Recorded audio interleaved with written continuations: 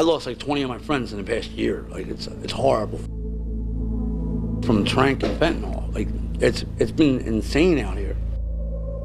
The xylazine is really making us look like zombies, like physically look like zombies. Like my leg looks like it's something out of a horror movie.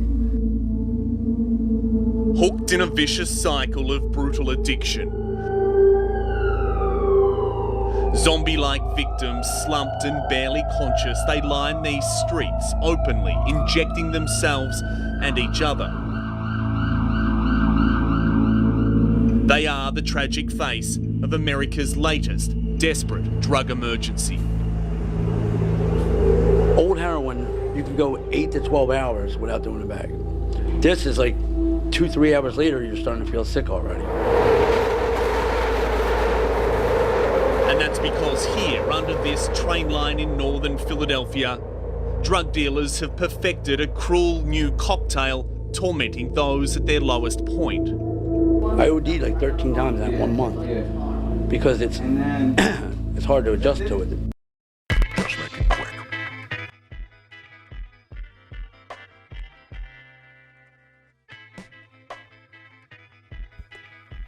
Tranq dope is a nickname given to an extremely dangerous mix of both fentanyl and animal tranquilizer that allows users to abuse such severe chemical imbalances to instate a euphoric, delusioned, and almost zombie-like persona. Altering narcotics have found themselves street-ridden and physically impaired as the substance begins to rot through the physical construct of their body and create multiple vast contusions.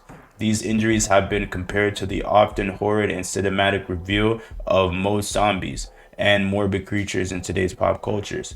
Even though we've seen other forms of drugs such as bath salts or even heroin, unlike the latter options that often manipulates the consumer to develop unnatural or in certain cases almost supernatural abilities, the Tranq dope mix variation has resulted in the actual skin peeling off your limbs.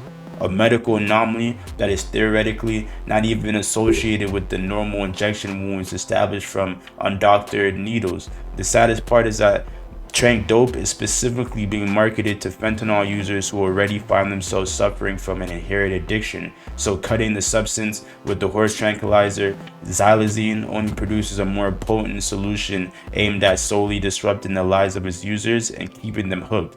As of recent, the government has begun to hunker down on its drug reform approach and substantially dwindled the amount of fentanyl being publicly transported from outside the US, causing drug dealers to amplify the sum of their product by artificially curating a fentanyl variant to push to the masses. Amongst other drug hot zones in the country, for instance, LA and New York, Philadelphia has fell victim to the sedative epidemic as a large population of street dwellers and drug addicts begin to arise with the disturbing realization that the withdrawals and side effects of this drug mix is way more severe than the standard fentanyl abuse.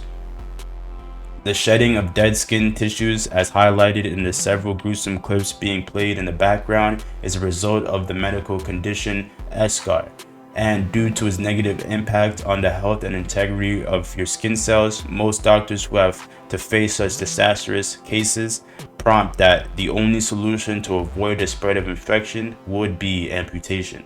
Now imagine waking up and indulging in the same high that normally engulfs your day-to-day schedule, only to come to the realization that because of such decisions, your body's completely falling apart, both physically and mentally. And because of the combination of an extremely potent opioid and a tranquilizer sedative made quite literally for horses, your ability to kick these habits would almost become impossible, since most procedures and medicine developed for opioid abuse completely oppose the rehabilitation process made for victims of sedatives. It is a very scary world we live in, and in my opinion, this is very concerning, as one can draw comparisons to the crack crisis of 1980 to circa 1990, where we literally see almost the same impact overnight as a majority of civil Americans struggle to overcome a severe addiction and grasp the mere reins of their reality.